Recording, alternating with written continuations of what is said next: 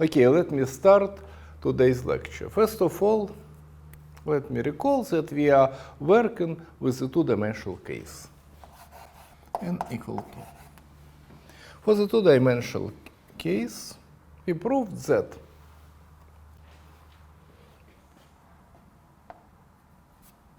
assume that we have isothermic or isothermic coordinates on our surface. Coordinates such that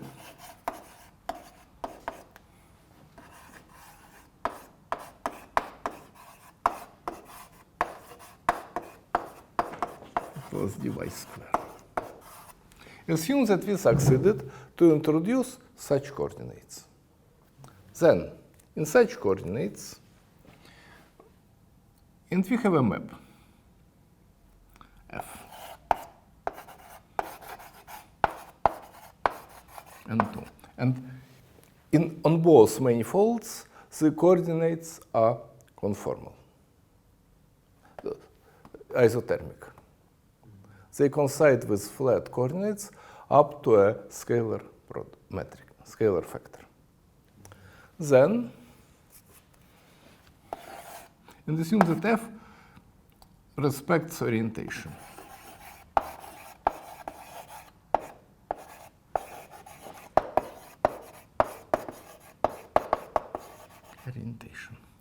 Then,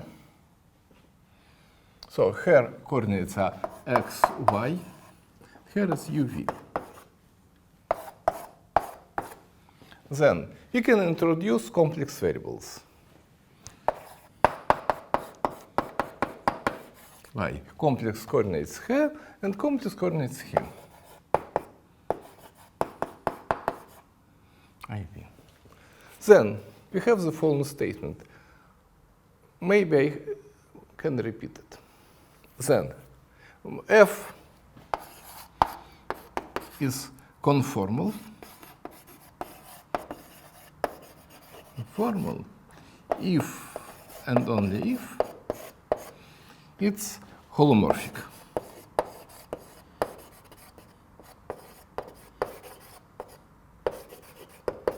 It's holomorphic. Maybe let me repeat the proof. I don't remember if I provide the proof. Let me repeat it. It's very simple. So you have a map. And here is metric hand.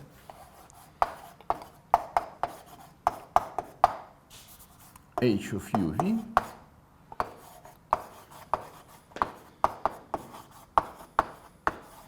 dv square. So the Riemann metric here and the Riemann metric here. A map is conformal. Then consider the pullback of the Riemannian metric.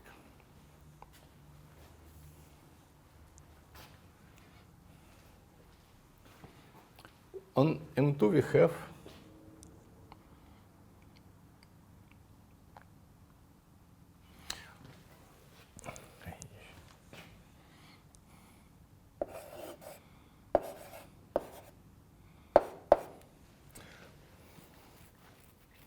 the pullback is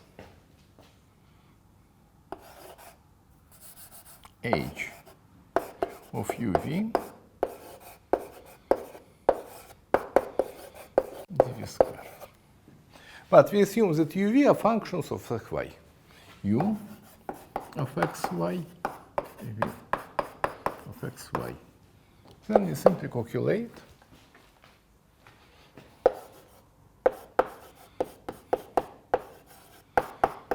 v at xy. We make substitution. So is it clear? We have Riemannian metric here, G. Here we have H. Yes. We take a pullback. We call it a pullback. Then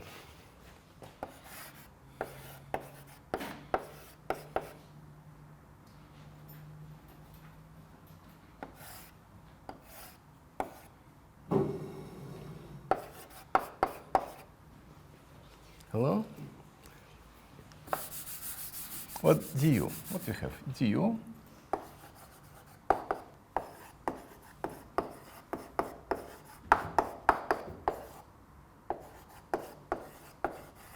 dy. You agree? dv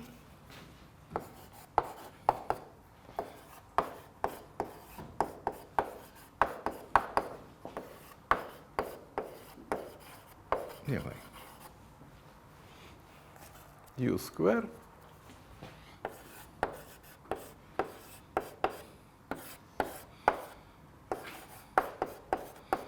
dx square plus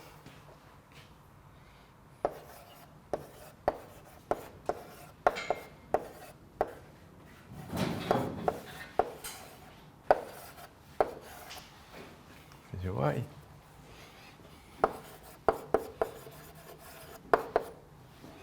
dx dy plus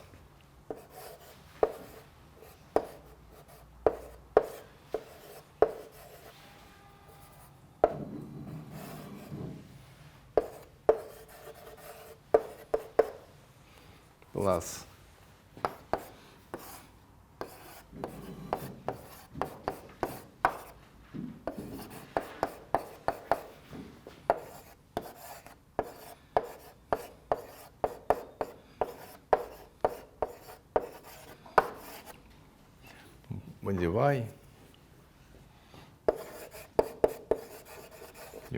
plus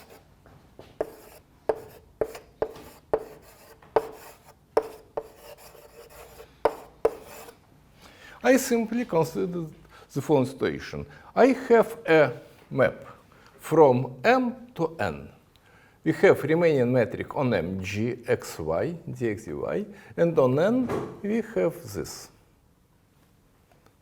XY coordinates on M2, UV are coordinates on N2. We calculate the pullback of the metric. So, what is the So we have the following.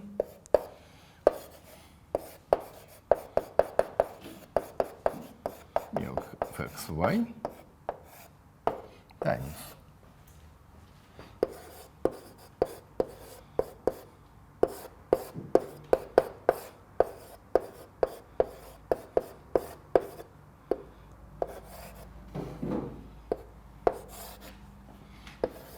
dx square plus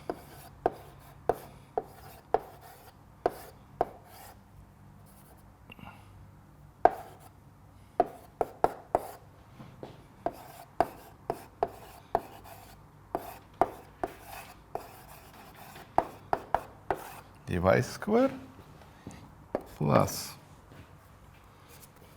2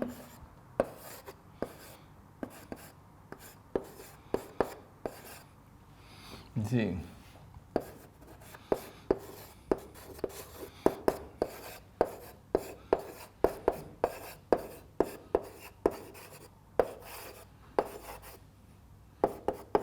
x dy.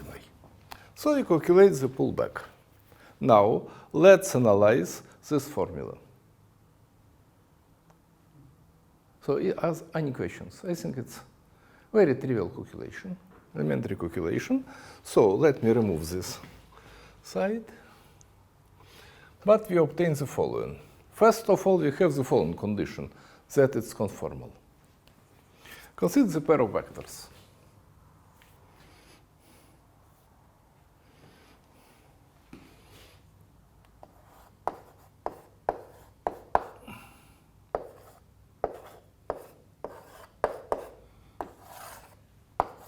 E1, and let E2 be d u по dy, dv по dy. Let's note it's E2. We have a pair of vectors. So what are conformal conditions? First condition, it can be written. What is inside the brackets? Inside the brackets we have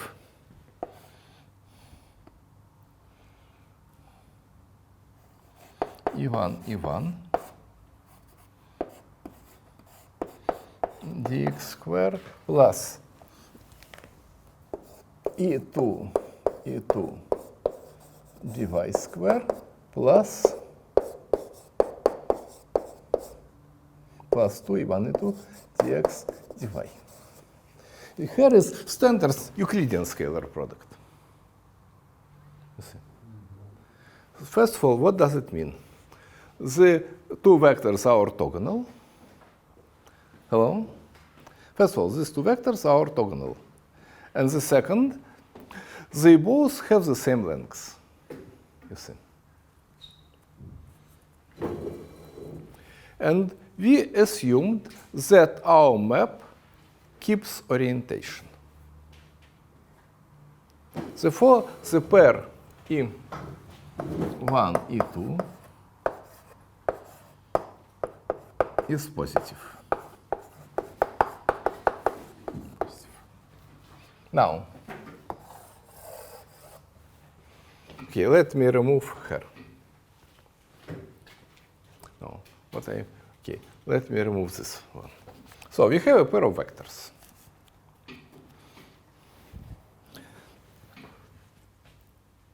Sorry, okay, A, B, pair of vectors, A, B, E1, A, B. What is the condition that the vector E2 is orthogonal to E1? Of course, it's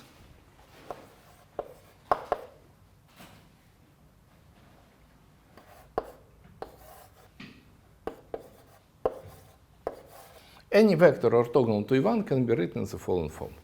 Sorry. You agree. Now, what else we know? We know that the absolute values are the same. You agree. We know that into E2. Therefore, apply that lambda is plus minus 1. You agree. Next, what we know? We know that the pair is positive. But this determinant is lambda a squared plus b squared, the determinant. It's from this condition follows this. Lambda equals to 1, plus equals to plus 1, plus 1. Therefore, if we assumed that our map is conformal and preserve orientation, then we have the following constraints.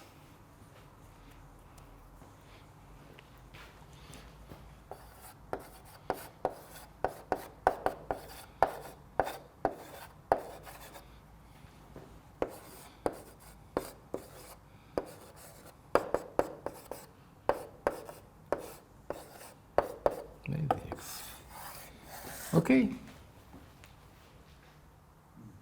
I hope you recognized Cauchy-Riemann equations. Okay? So we prove the following statement. Let me repeat. Assume that we have a map from a manifold to a manifold. And the coordinates on both manifolds n equals 2. We discuss only two-dimensional case now. And it's critical. N equals 2. Then, in both manifolds, we have isothermic coordinates.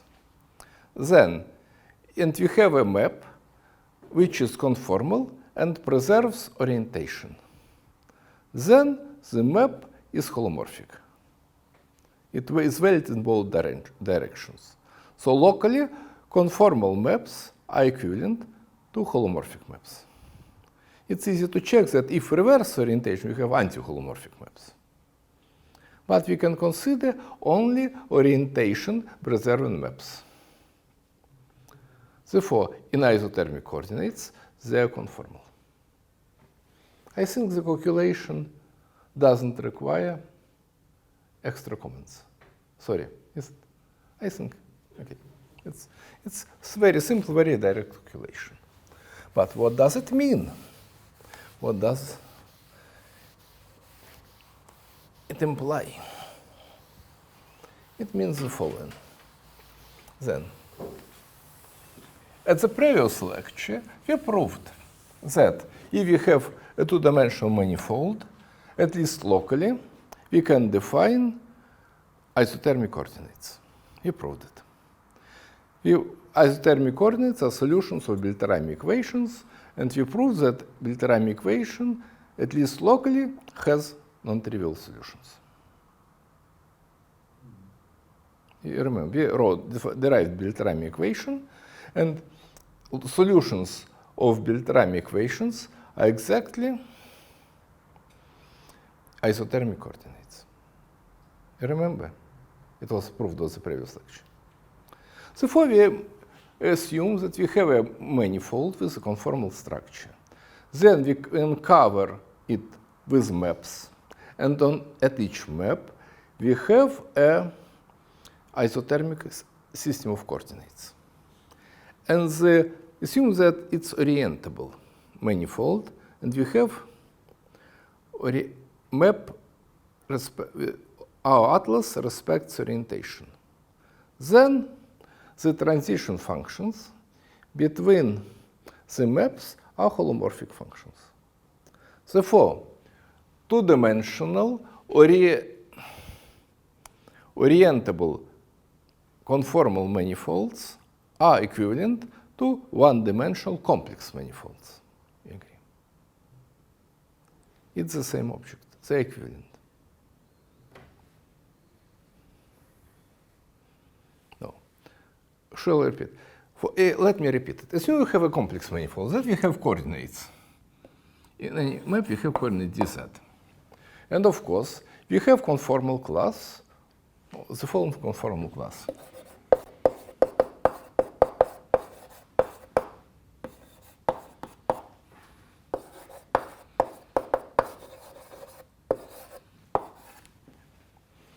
If we have complex structure, we know we fix metric up to a conformal factor. You agree? This one. Of course, h is not defined, but it's scalar factor. You agree? Therefore, if we have complex structure, we automatically define conformal structure. Because we have the conformal class of matrix. And if we change it, if we make a change of coordinate, we obtain new metric from the same conformal class. You agree? We have conformal class. Okay, we can define it globally, it's not a problem. Vice versa, assume we have a conformal orientable manifold. We cover it by maps, and each map we introduce isothermic coordinate. The gluing functions between the maps are conformal functions, preserving orientation. Therefore, are holomorphic functions. You see? Therefore, if we have complex conformal structure, we automatically define complex structure. Therefore, now I tell the following. Instead of studying conformal geometry, I will study complex geometry in dimension 1. Because it's the same complex manifolds of dimension 1. Okay? Okay, let me fix our attention on the orientable case. Therefore, conformal geometry and complex geometry is the same. One-dimensional complex geometry or two-dimensional conformal geometry. Of course, if you take in the orientable subclass. Is it clear? We proved that conformal maps are holomorphic maps. And we proved that we can always introduce isothermic coordinates. Okay? Therefore, we, in some sense, more or less forgot about conformal theory and talk about complex theory. Taken in your minds, taken into account, keeping the fact in your minds that it's the same. Conformal complex is the same. So instead of discussing conformal theory, we study complex theory. One-dimensional. Real dimension 2, complex dimension 1.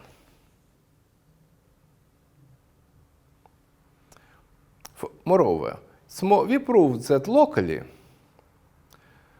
all two-dimensional manifolds are conformally flat, because in the isothermic coordinates we can choose h equals to 1 and we obtain locally flat metric.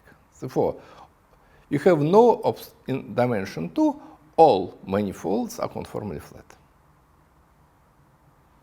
Because in isothermic coordinates we may choose h equals to 1, therefore locally we obtain a flat Riemannian metric. Okay? But I would like to discuss global problems. In dimension 2, at least they are doable, and it's not difficult, but not too difficult. Sorry. My aim is to provide some basic facts. I don't want to go in. Moreover, I am not expert in very too complicated stuff. I would like to provide some basic facts. Now, we study the one-dimensional complex manifolds. And I think it's more or less clear that the most interesting case is compact case. So our aim is to study, right, that we consider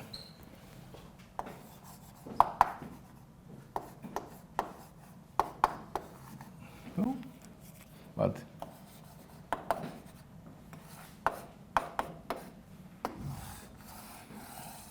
so we will study one-dimensional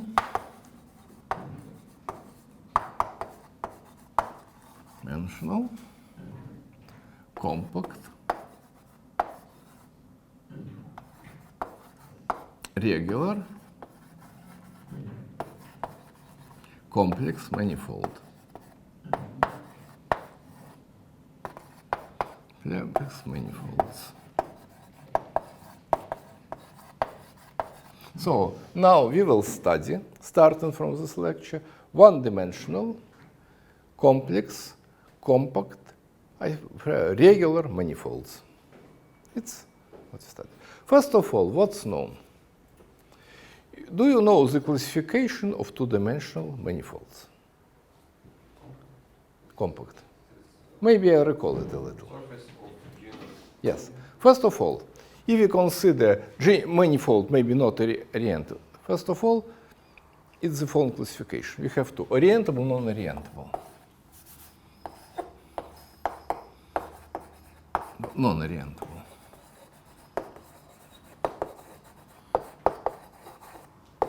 Okay, maybe I will try to spend a few minutes, and maybe let me try to connect, to use this technique.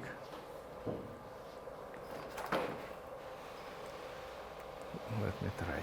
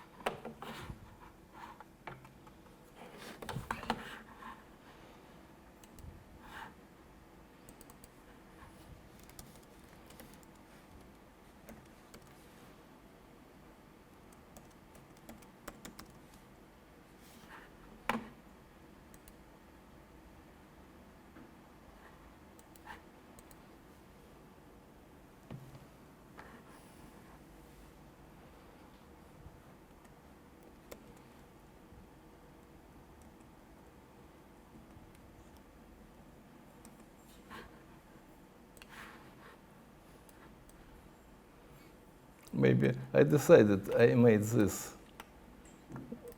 illustration because it's, do you know what this means, cross cup? No, first of all, do you recognize the Möbius band here? It's Möbius band. Then we attach something which doesn't change the topology. We simply attach to Möbius band an anomalous, you see. Because if you do this procedure, it doesn't change the topology. We don't change the topology, and then we attach a disk. So it's a model of projective plane with self-intersection. And this is called cross-cap.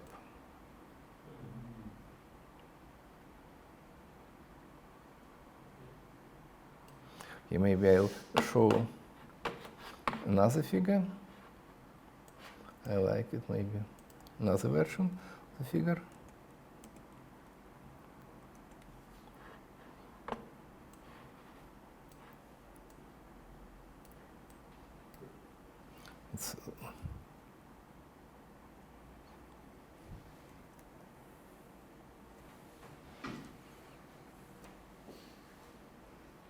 So again, you see a Möbius band. It immersed into our space with self-intersections, but you see, it's simply a Möbius band. Then we consider the full transformation. See? It remains Möbius band.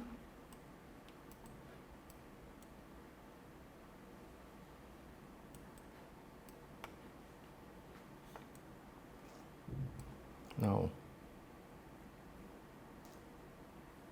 and this object is called cross-cap. In fact, cross-cap is simply a Möbius band. See, it's simply a Möbius band.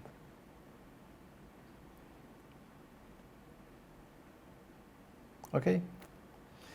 I simply. So, it was.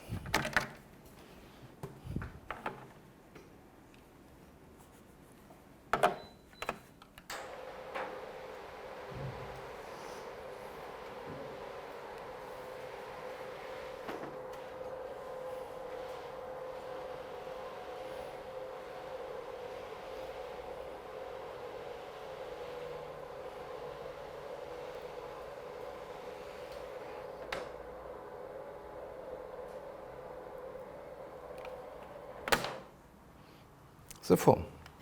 What do we know? That first of all, any orientable manifold can be treated as sphere with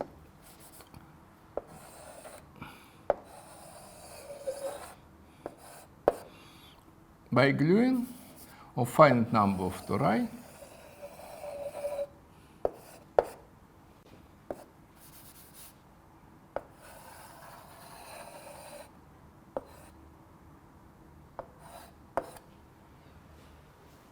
obtained by the following procedure. We take a sphere and attach finite number of tori. Attaching means the following. We have a sphere. We have a torus. Then we make a hole here. We make a hole here and glue along the boundary. You understand? So any orientable manifolds can be obtained by attaching a finite number of tori to a sphere. And any non-orientable manifold can be obtained by attaching a finite number of cross caps. Okay, let's.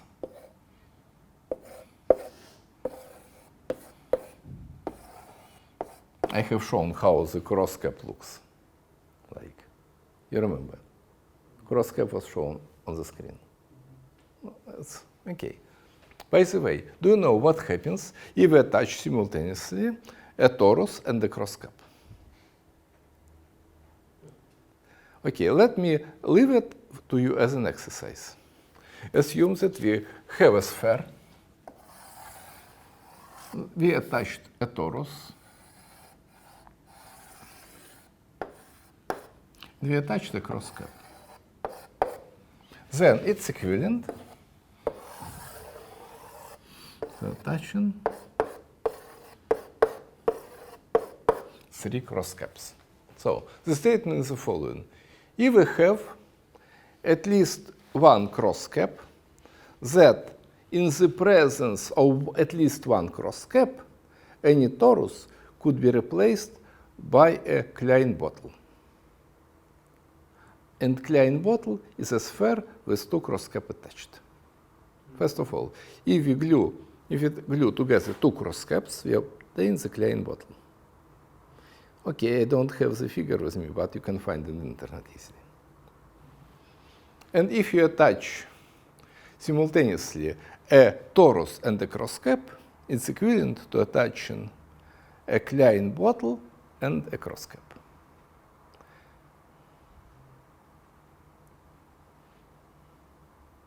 Maybe the idea of maybe I can provide you the idea of how to prove it. Because as soon as you attach the torus, you can attach the torus in this way. It's the same. You agree? Topologically it's the same. You attach such a torus. Then we can move the attachment point through the cross cap. And after moving along the Möbius band, we obtain a torus, but attached from the opposite side, you understand? From attached, you have Möbius band, you can change orientation. So if you move attaching point along the Möbius band, it was attached from one side, and it's now attached from the other side. And this is attachment of Klein bottle to the sphere. But I suggest to think by yourself. You understand? Moreover, we don't require it. But, so let's forget about it. We will work only with the orientable manifolds. Now,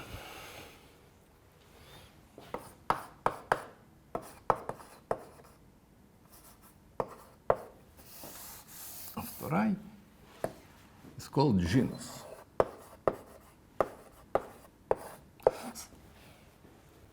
The number of tori attached is called genus. By the way, maybe I can recall you how to prove that any two-dimensional manifold compact can be obtained by attaching some handles and some cross caps. Maybe I can recall how to prove it. Without that, very briefly. Would you like me to recall briefly? Of course, the number of proofs is enormous. Let me one proof. But of course, I don't tell that it's the best one. I don't tell that it's the unique one, but maybe for me it's the most convenient. The idea is the following. Let us define, we have a compact manifold. Define a smooth function on it. A smooth function is called Morse function if the following conditions are fulfilled. Morse function.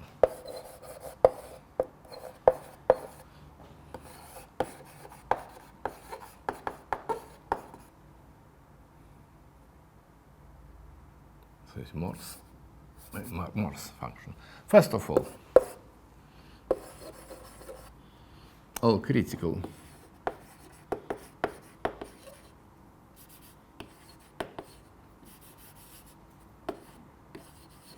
points are regular.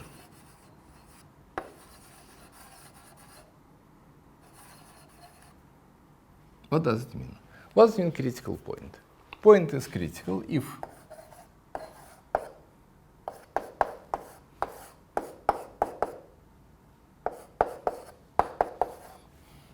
a point of a function is called critical if the gradient equals to 0. So the first derivatives of the function vanish. Of course, it means that it can be maximal point, minimal point, saddle point, or more sophisticated point. What does it mean? Regular. Regular means that Hessian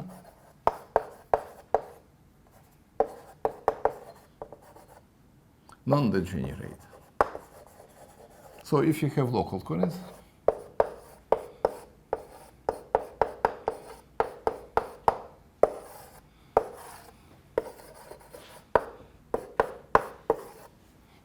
moreover, you know from calculus, I hope, that at generic points, the Hessian is not invariant.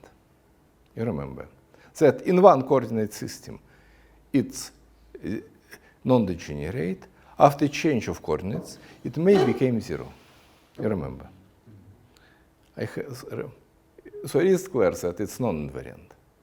But if you have a critical point, if the first derivative vanishes, then the Hessian has simple transformation rules. Only if you make a change of coordinates, the change of Hessian involves first derivatives of coordinate change and second derivatives. But if this condition is fulfilled, only first derivatives are involved. I hope I don't have to repeat the proof. Therefore, this condition is invariant.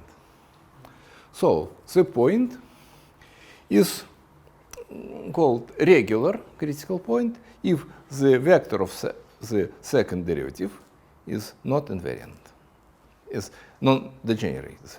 The second derivative, Hessian, is non-degenerate. It means that we have three options in dimension 2. It can be maximal point, minimal point, or hyperbolic point, or saddle point. I don't know. Do I have to show the figures of hyper? I also may show figures of this, but I think it's clear. Maximum, minimum, and saddle point. Only three options are possible. You understand? Is it clear? I hope. Three types of points. And the second condition, if x1, x2 critical, then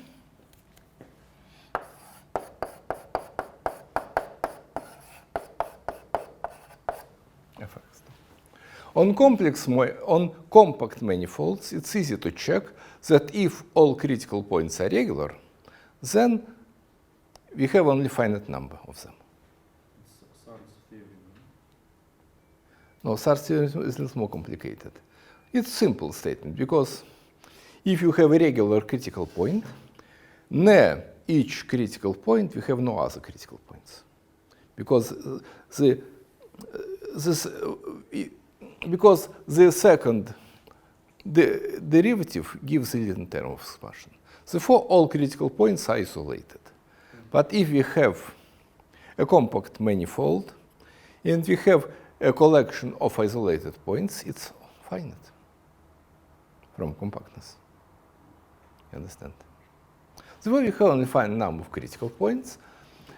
And the statement, Sar's lemma, tells that if you have a function, you can slightly modify it, and it became Morse function. You understand? So, if you can always slightly modify the function to make it a Morse function. Now we do the following. And consider the sets F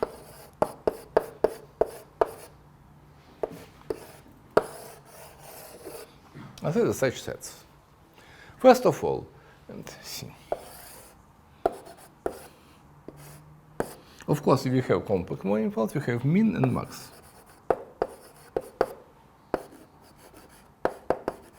First of all, if you select C smaller than minimum of F, the set is empty.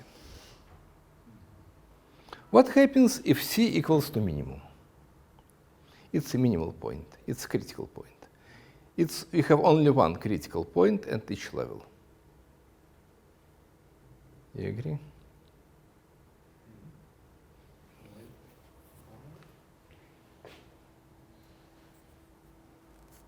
This definition, one critical point minimum.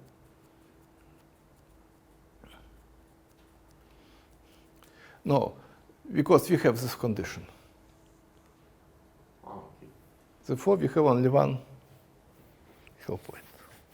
Now, Sorry, so you mean that if we change a little, for example, we increase C, then if we increase, we may only one extra point, yes?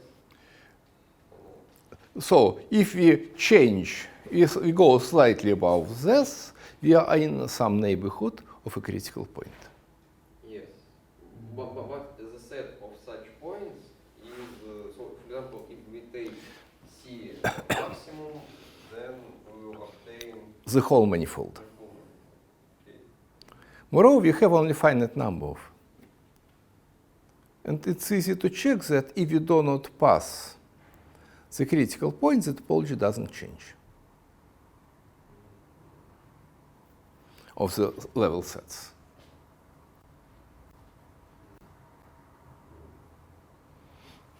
No, because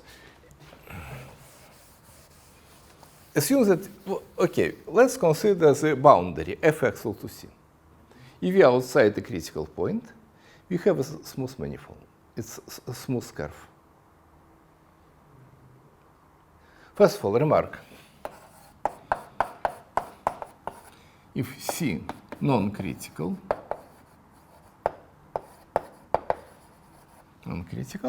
then the set is regular curve, you understand? When K be non-regular? A curve may be non-regular only at the points where gradient vanishes, you agree?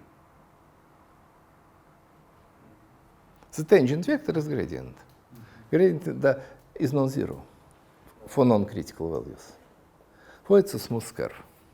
And so we have some smooth curve, maybe it consists of few components, and slightly make C.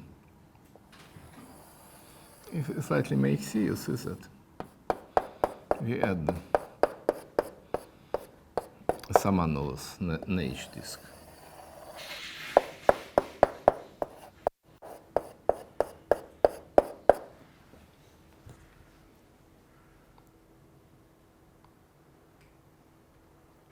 Agree? So the topology changes only if you pass a critical level. Okay, let me consider a simple example.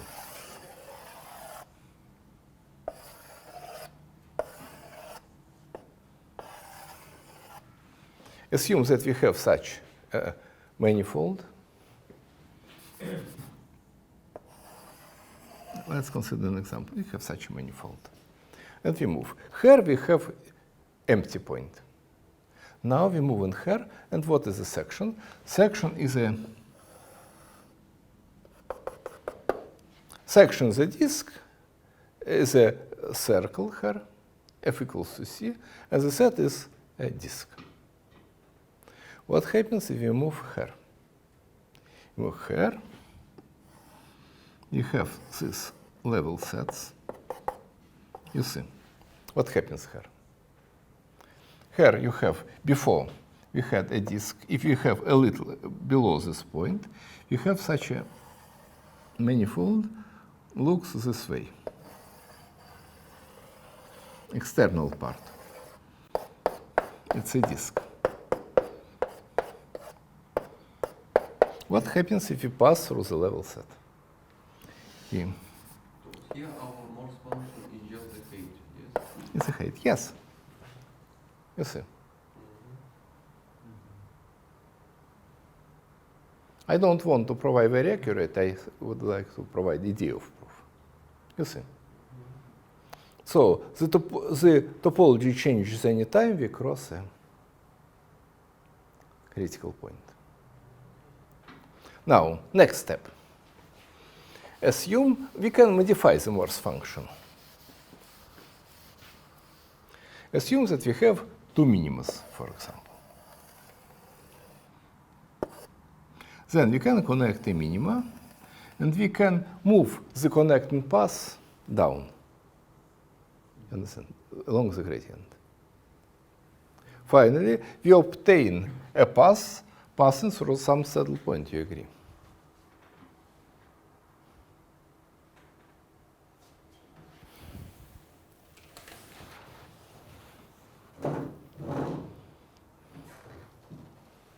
And then we can do the following, you see. We have considered the neighborhood of this path. We have such an area. And we see that in the outside direction, the gradient, the gradient is here. We consider a path connecting these two minima and passing through a saddle point. You understand? Then we see that the gradient of the function looks outside.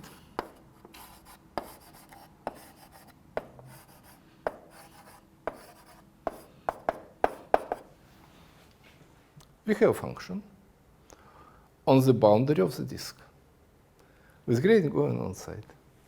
Therefore, we can change the function inside the disk and make a function with one minima, you agree? On this we have freedom. So we take, this is the Morse function. Yes. And assume that we have this minima and saddle point. Saddle point. We take a path from one minima to, we take between 2 points on Yes. the manifold that connects this to Minima. And then move it down along the gradient. Because, okay, let me try to show the picture. Assume that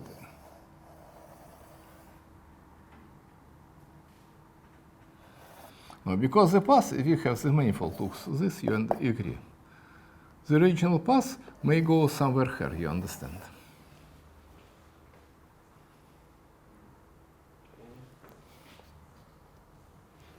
Okay, let me assume that you have such a manifold.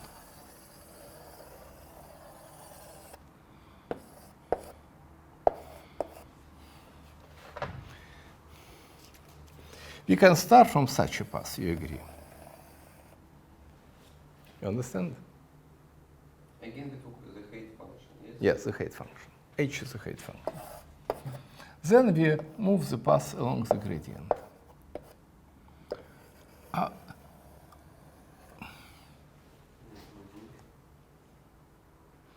Okay, you should be a little careful, but it can be done. Okay, because if you work with deformed passes, you have to be a little careful, but it can be done. Now we obtain from this path, we go to this one, and this one passes through a saddle point. You agree? Because if you outside the path, you can move everything down. Assume that we have a rope and move and pull. Understand? Then we see that outside, you consider neighborhood of the path. Everywhere our gradients goes up. See. Then we tell that okay, we change the Morse function inside the disk. It has now one minima and no saddle points. So we make the following modification of our manifold. You agree? We modified it in the following way, the Morse function. You understand?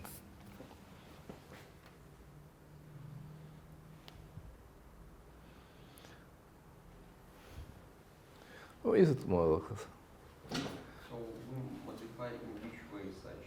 So will we obtain this, we deform this curve? So Yes. saddle point. Yes. And now in the this is a curve, its neighborhood, its minimus, it's the saddle point, and outside the curve the gradient goes out. Yes. And we just deform in the direction of this. Yes, and then we so we change the function. So it has Instead of function with two minimums and one saddle point, we obtain a function.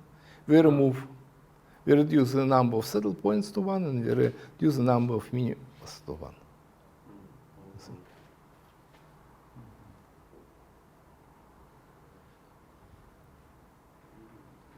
Therefore, we obtain a function, Morse function, with one maximum and one minimum.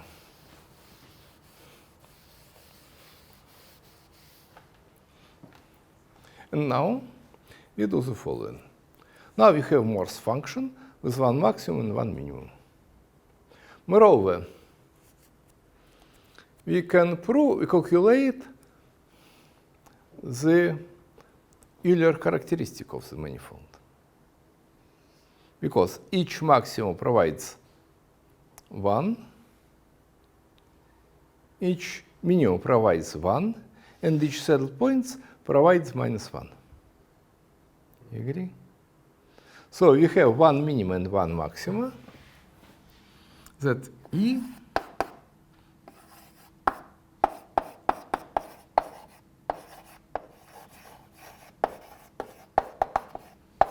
saddle points, you see. Can I repeat why our characteristic equal? Because you can draw a vector field. What is definition of Euler characteristic? Do you have a definition in terms of vector fields? I know in terms of homology, of the dimensions of homology. Okay. Maybe I have to recall it a little.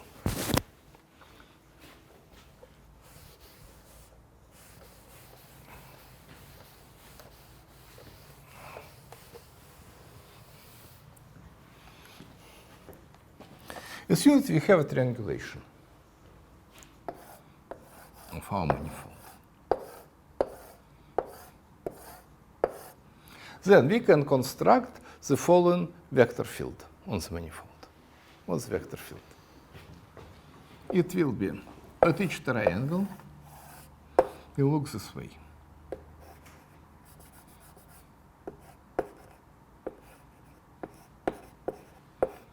You see?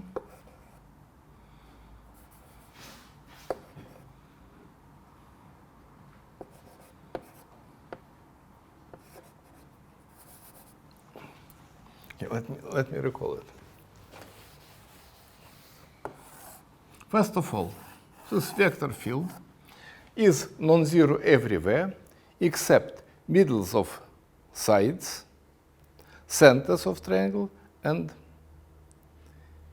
vertices, middles of edges, and the central point of the faces. You see. With the following critical points. Let me draw the critical point of the vector field. The vertices of the triangulation, the middles of the edges, and the centers of the faces. It will be the following. Here the vector field will be like this, you see.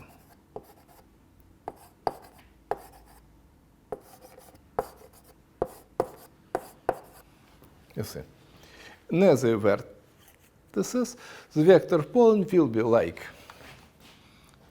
V, X, Y.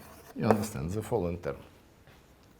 The length is proportional to the distance, and the direction is outside. Near the centers, we will add vertices. Centers.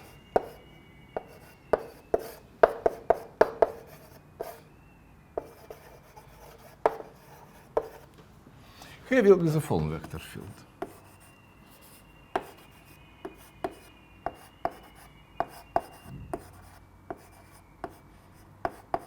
You understand? Such vector field. And at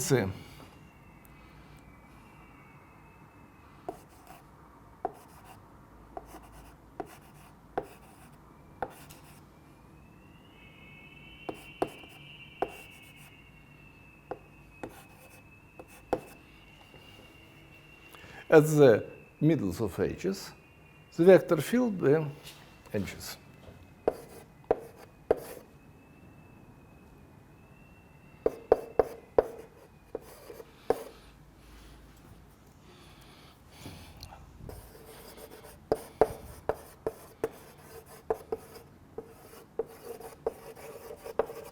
Sentence of edges. You understand the structure of the point. In the nether center, we have this one, attractive, you see. Nether centers, we have such vector field. You agree, nether center. Nether vertices, you have the opposite. Nether vertices have this vector field.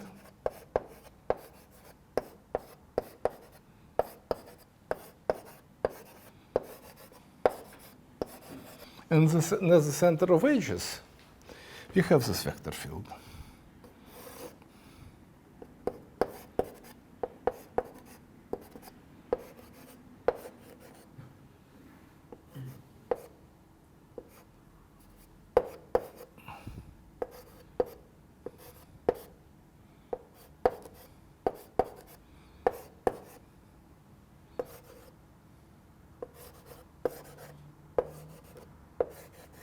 You understand?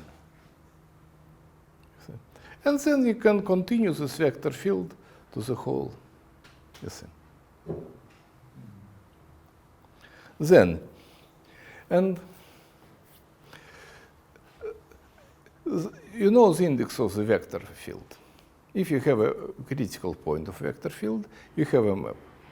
You have index. Index is +1, +1, -1. You agree?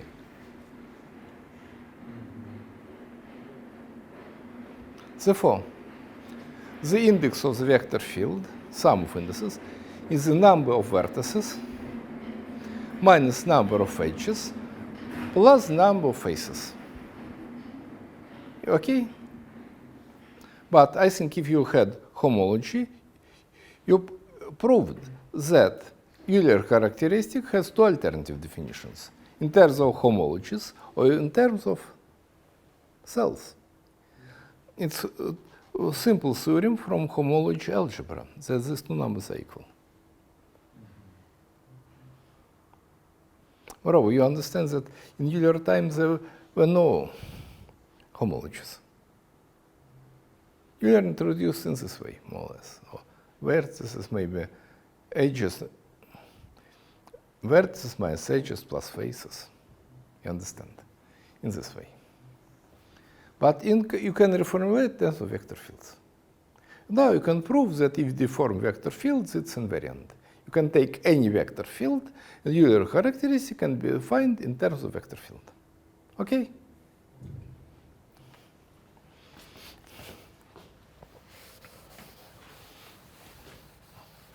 Now, on our manifold, you have gradient flow, you see.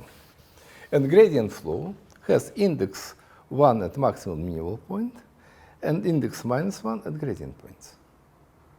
Therefore, we prove the following formula. We obtain that we have one minimum and one maximum. Agree? Okay. Now, what happens? Assume we have exactly one minimum. And we move up. First of all, we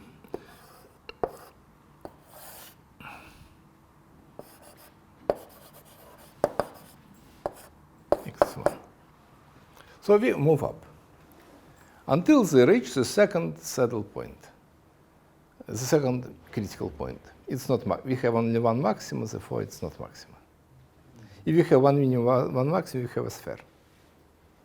Understand? As soon as we have, so we have a critical point. What happens as a critical point? There are following options. First of all, we have the following transformation of a level.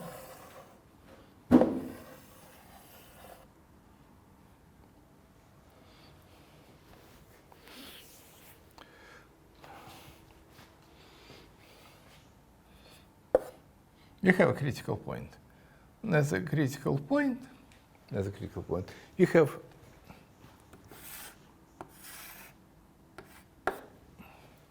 this picture. And after we pass, we have this transformation. You have before critical point and after critical, it's this always. Because you have another critical point, you simply can write the function x squared minus y squared. Locally, in local coordinates. You see. Therefore, it means the following transformation of the energy of the level. We had this, and after transformation, no, there are two options.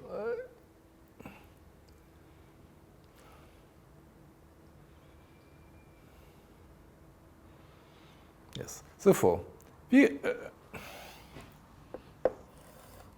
attach a bridge. Of course, if we don't assume orientation, what happens if we have a disk and we attach a bridge? We obtain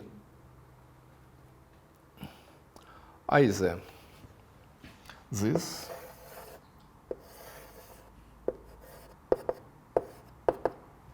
or we can obtain again torus, but with inverse orientation, you understand?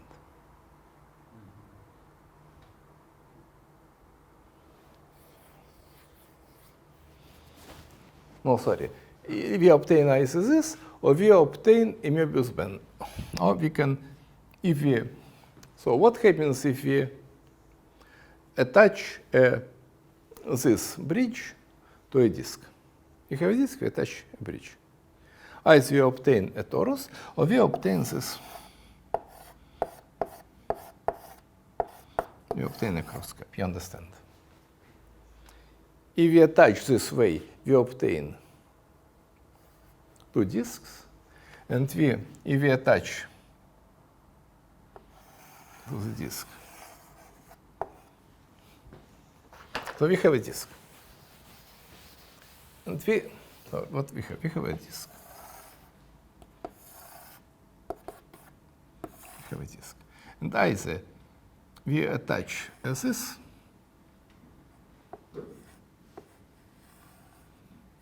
obtain this way. In this way, we obtain, but we can attach in the opposite way.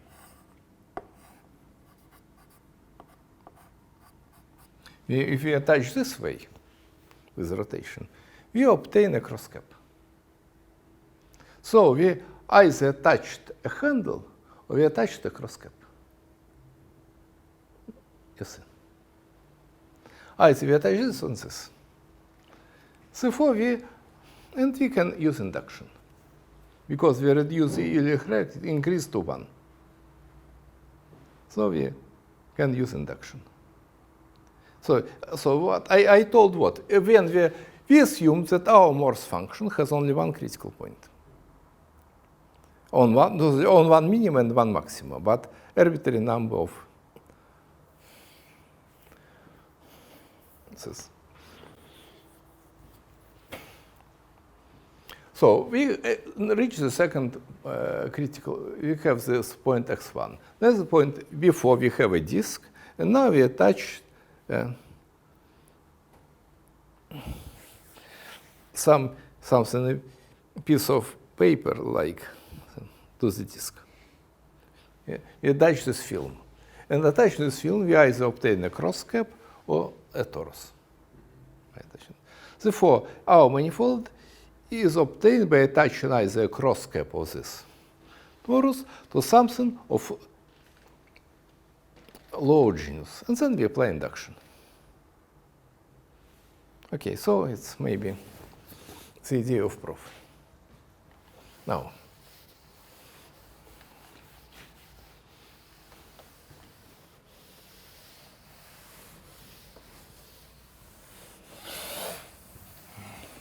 what we are doing now? Now, let's forget about it. So we have a sphere with G handles.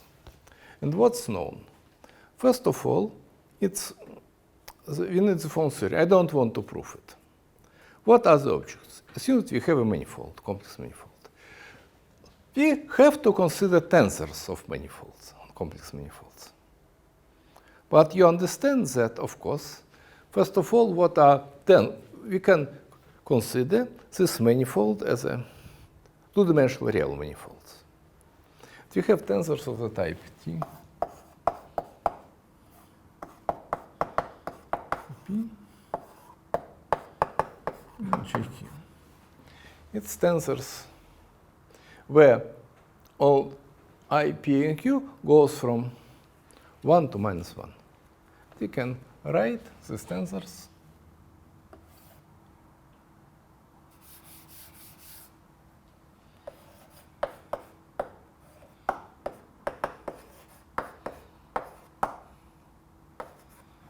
view.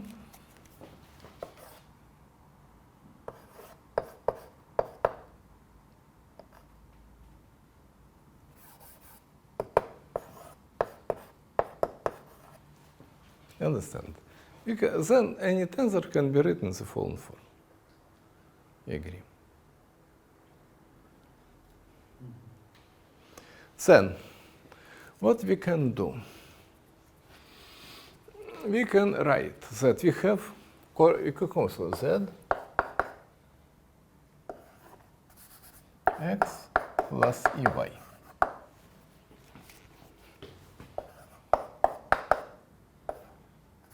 X minus ey, you agree?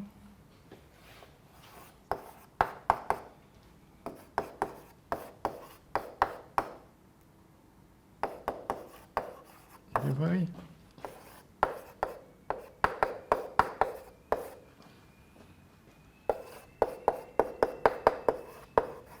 I dy. So we can write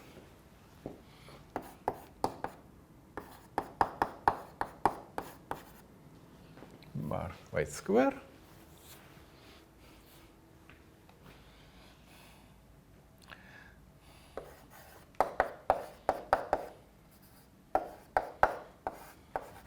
y. Okay.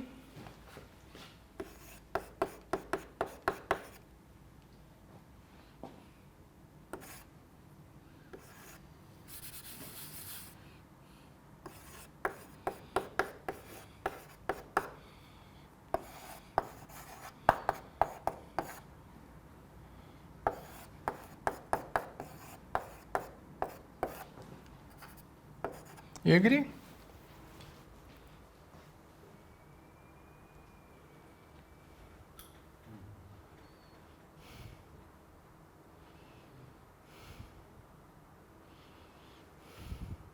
You agree.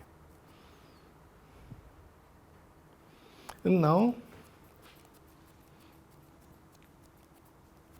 any tensor can be rewritten in the following form. You simply may substitute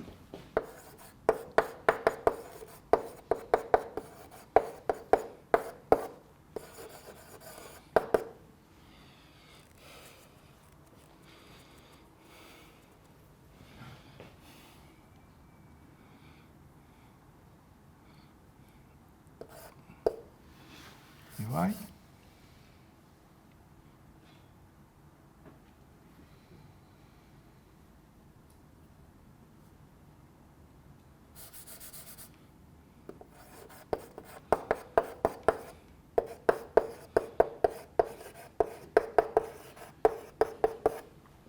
z bar.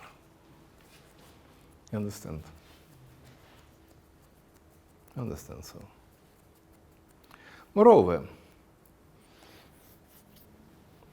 also there is a small remark that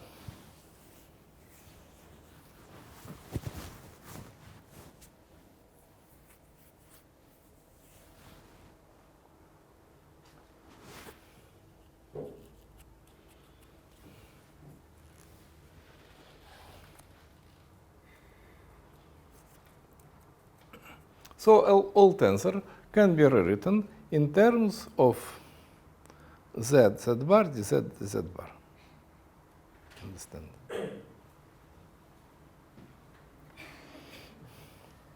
Moreover,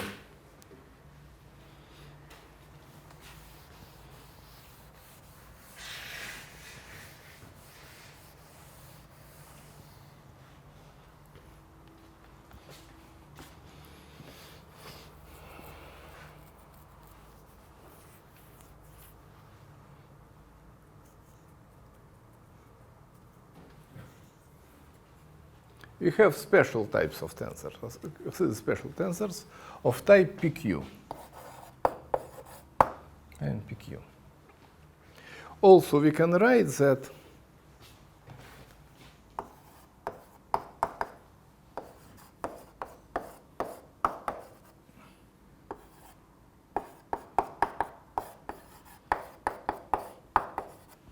you understand, they have the opposite transformation rules. Therefore, we can introduce tensor of the following form. T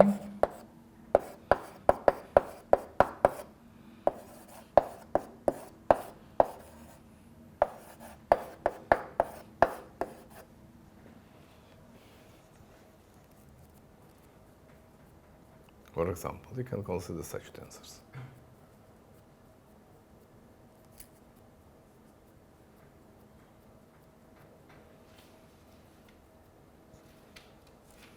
P and Q may be either positive or negative. Why not?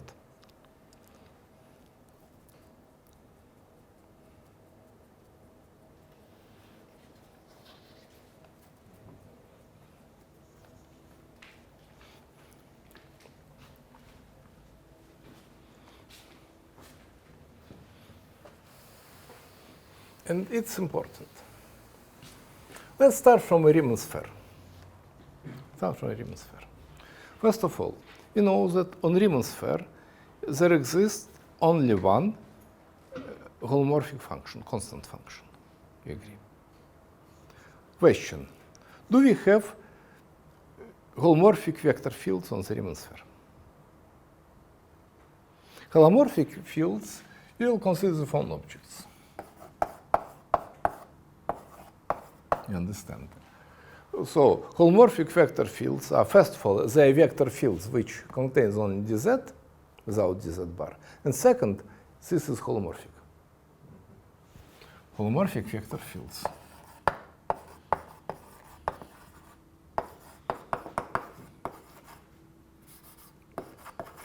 First, only dz. Because how generic vector fields looks like in these coordinates?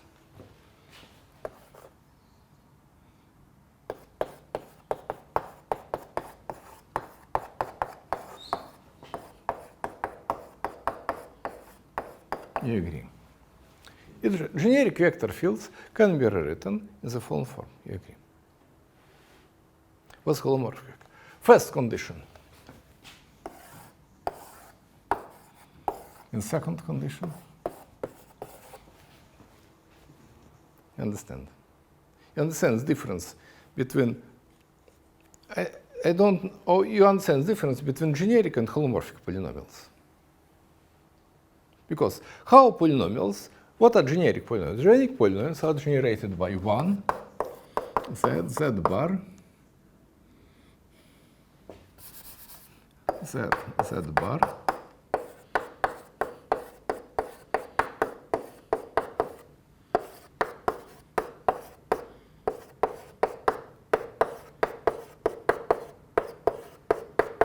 and so on. You understand? Generic polynomials in x and y can be expressed on this. But holomorphic polynomials are only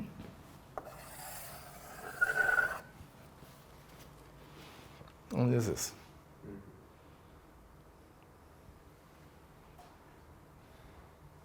Yes, clear. So we assume that this depends only on z. Holomorphic function means that subclass function, vector fields. How to check what happens at infinity? At infinity, we have W, local coordinates in the Riemann sphere is 1 by z. Consider the vector fields.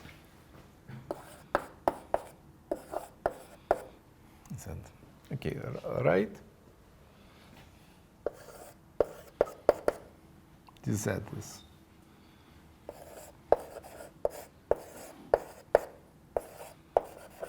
W.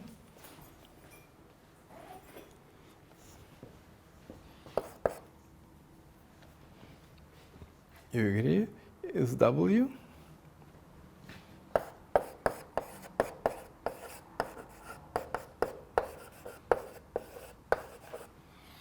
A W. You see.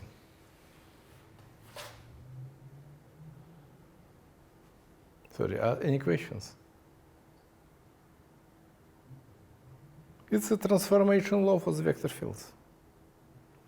But what it means that the field dz is regular outside infinity and has second order pole at infinity.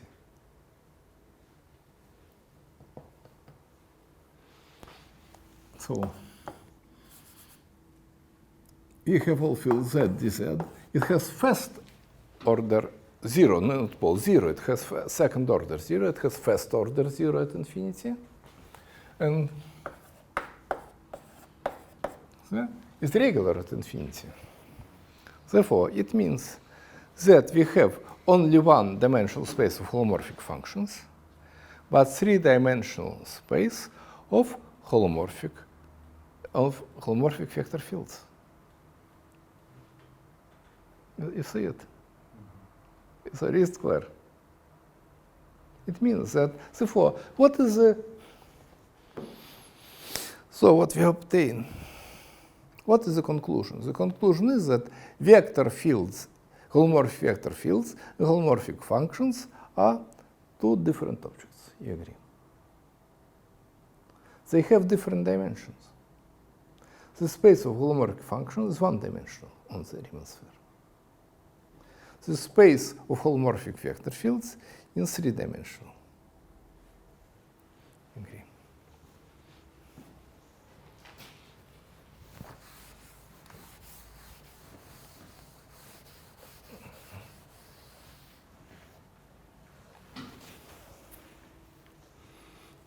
And now we can consider holomorphic forms. Holomorphic forms. Holomorphic forms, again, first of all, they don't have dz bar, and the second condition that alpha is holomorphic. You obtain dz is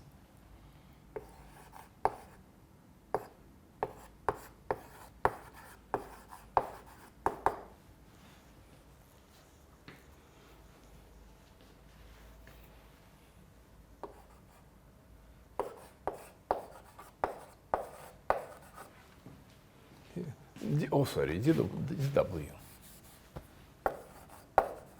You agree? What does it mean? That the form dz has second order pole. We don't have holomorphic forms on the Riemann sphere. So for the Riemann sphere, we have no holomorphic forms, one forms. You see? We have no holomorphic forms. We have one-dimensional space of holomorphic functions. And we have three-dimensional space of the holomorphic vector fields. I don't know, maybe maybe now the time of the lecture is over, maybe I will stop here. No, maybe only I formulate the, maybe I will not prove it. Because I think I like very much book Springer. Springer is not editor. Springer's name was author, you know, book. Springer, Riemann surfaces. Very good book, Springer. And let me provide this following statement without proof. What was proved in Springer? The following statement. I don't want, maybe. Now, theorem from, it's very famous theorem, but it's known from Springer. First of all, that assume that the space, yes, I'm sorry. I have, before formulate, I have to make extra thing. Assume that you have a Riemann sphere with G handles. Riemann surface of genus G. Sphere with G handles. Let me draw for case equals to 3.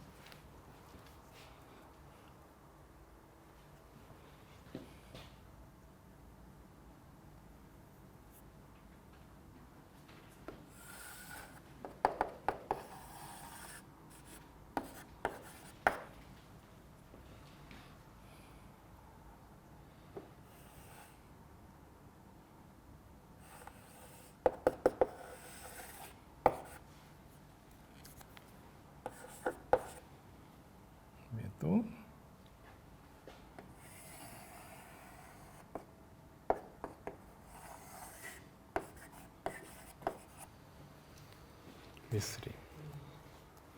Let me draw the following system of cuts. I don't know, maybe exercise, I leave it. That after making these cuts, we obtain the following 4G angle.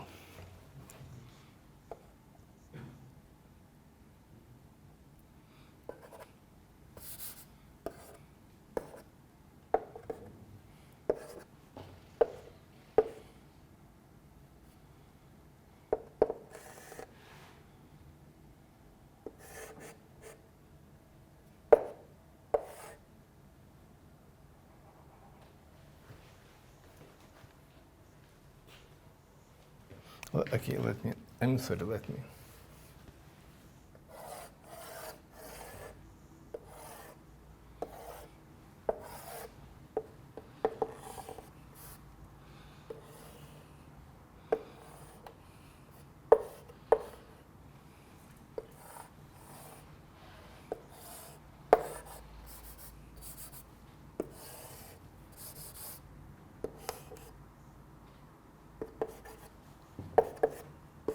A1, B1,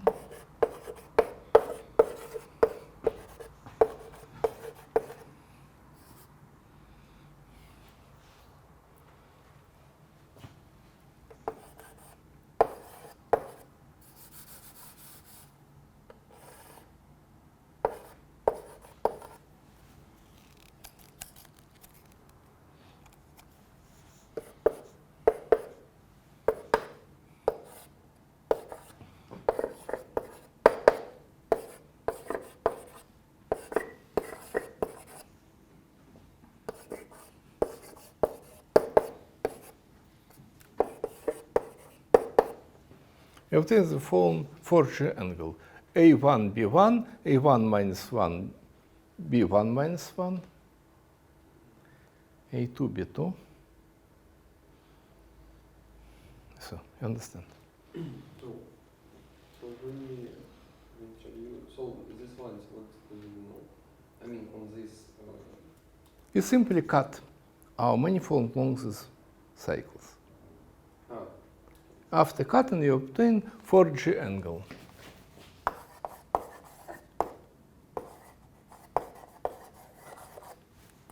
And this 4G angle is the following order. The order is the following. And what we know, that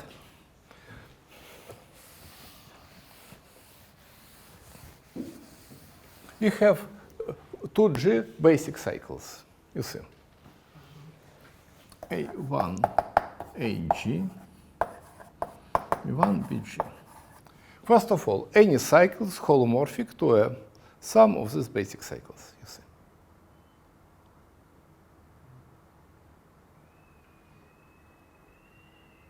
Any cycle is holomorphic.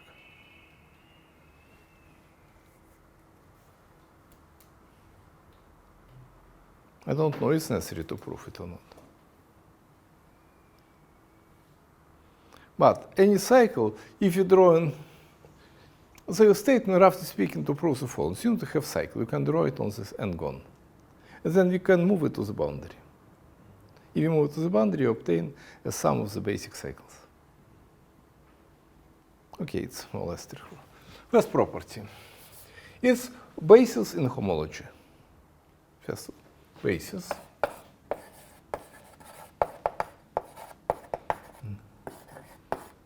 In H1, the cycles. The second,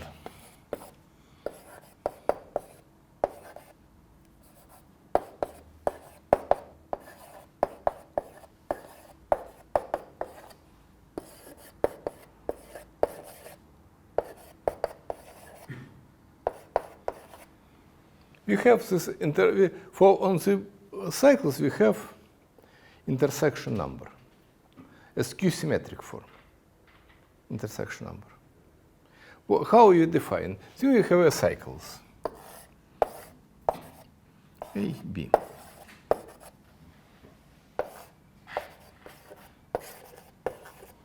And we look, first of all, we assume that the cycles are in generic position. Due to our dilemma, we always may assume it. Therefore, the two cycles have finite number of intersections, and all intersections are simple. Understand? Then we count all intersections with signs. It's +1, it's -1. You understand the rule. If the basis is positive, +1 is -1. The intersection number is the number of intersections counted with the signs. Then what we have? Since we have such intersection, A, B.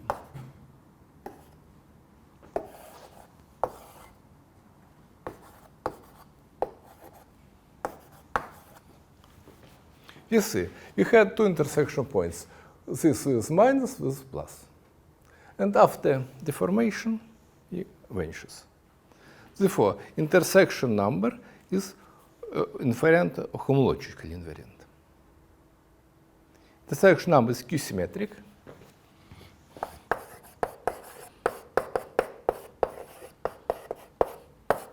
It's homologically invariant. Intersection number.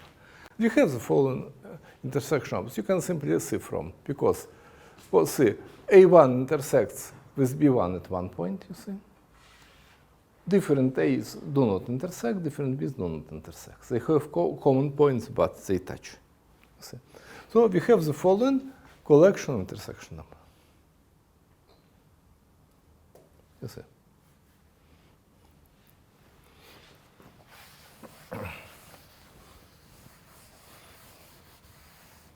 This basis is called canonical basis.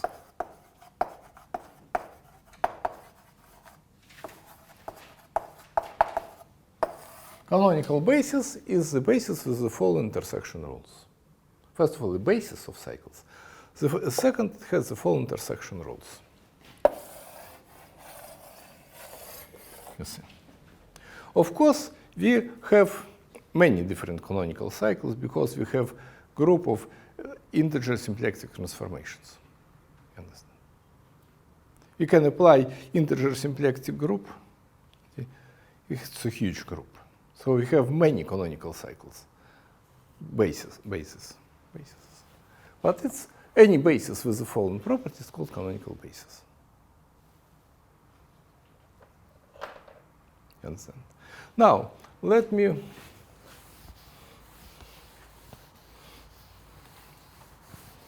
formulate some theorems from, I took from Springer book, but I don't want to provide the proof.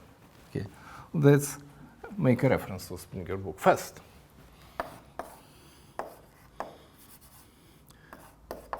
This is space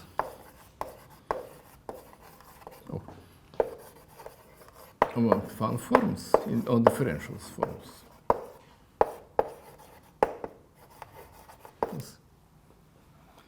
Is G-dimensional.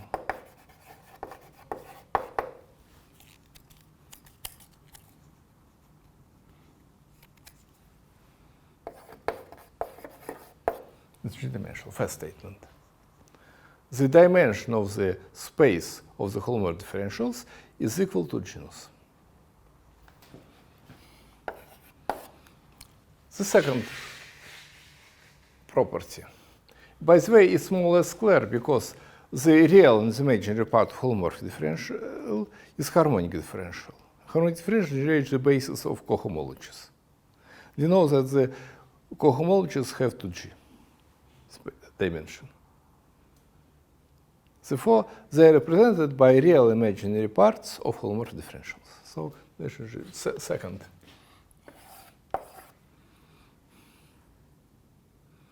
Assume that you have some basis.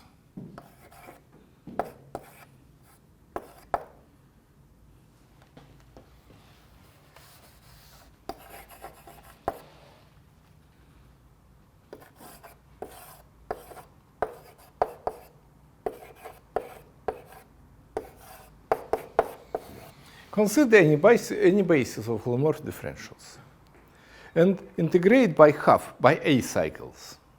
You understand? That this determinant is non-zero. Non-zero. Therefore, we can choose the base by its full normalization.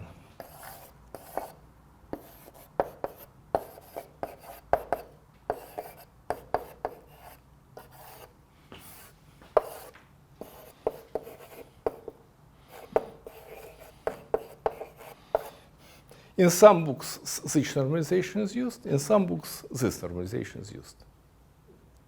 So we can choose by if you have a Riemann surface with a fixed canonical basis, you have a corresponding basis of holomorphic differentials, normalized by this condition.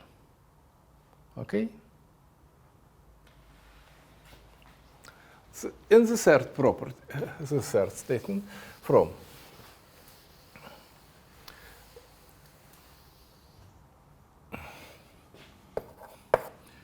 choose an arbitrary point. And let's write Z0. And let's write some combination.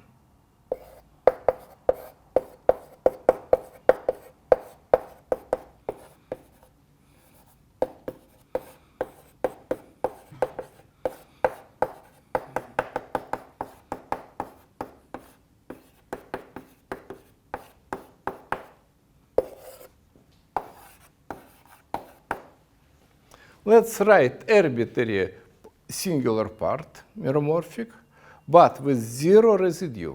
You see, no dz divided by z minus z0. A singular point, but with zero residue. Omega 0.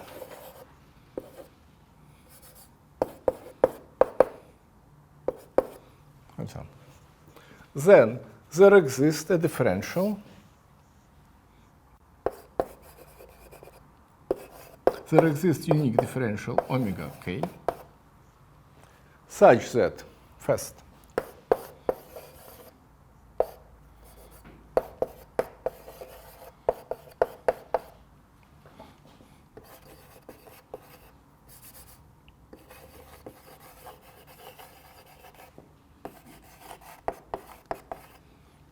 that there exists a differential omega k which is meromorphic on our Riemann surface, is holomorphic outside the point Z0.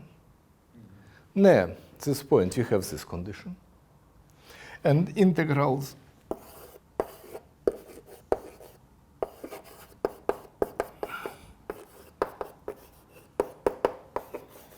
and the integrals of all A cycles are equal to 0. Of course, we can add any holomorphic differential to this. Therefore, to make the differential unique, you can impose this condition. Integral over A is equal to 0. But we assume that in the fourth theorem, they are called second type holomorphic differentials. And the fourth statement assumes that we have 2 points, Z1, Z2. And we write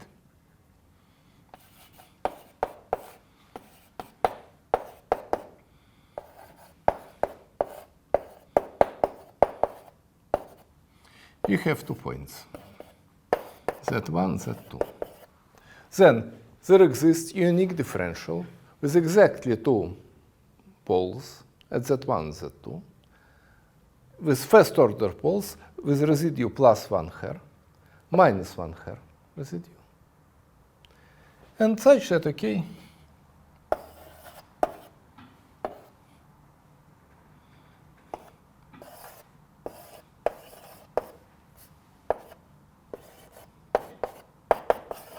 okay, we can normalize these differentials, okay, for example, to 0. But of course, we have to be a little careful how to choose cycles, but okay. So we can make the following statement that we have G-dimensional space of holomorphic differential, and we can write arbitrary set of singularities, arbitrary finite set of singularities, meromorphic, with only one constraint. The sum of residues is equal to 0. On the compact manifold, the sum of residues is equal to 0 always. Because you can move. You have compact manifold. you can move integration contours from this to this. And the difference is the sum of residuals, here is 0, here is 0. Therefore, sum of residuals is equal to 0. But it's only one constraint. So we have freedom how to define holomorphic differential, or meromorphic differentials on Riemann surface. Okay, let me finish for today. I don't want to prove it. I refer to the book by Springer. Springer, again, is author, not the editor.